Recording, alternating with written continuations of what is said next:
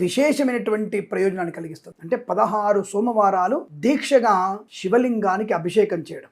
అంటే మనం చెప్పాం, ప్రతి సోమవారం కూడా మీరు పుట్టమన్నుతో అంటే పార్థివలింగము తయారు చేసుకొని మనము ఆ యొక్క శివుణ్ణి తయారు చేసి మనం ఆయనకు అభిషేకం చేసి అర్చన చేసి ఆ యొక్క శివుణ్ణి నదిలో కానీ చెరువులో కానీ సముద్రంలో కానీ నిమజ్జనం చేయాలి. మరి మీరు అడిగినటువంటి ప్రశ్నకి సమాధానం, నాకు పుట్టమన్ను దొరకడమే దుర్లభము, మరి నేను నది దగ్గర లేదు, నదిలో నేను నిమజ్జనం చేయలేను, మరి నాకు ఈ 2 మార్గాలకి ఏదైనా వేరే మార్గం ఉందా అంటే ఈ 2 విషయాల గురించి వేరే మార్గం ఏదన్నా కావాలి.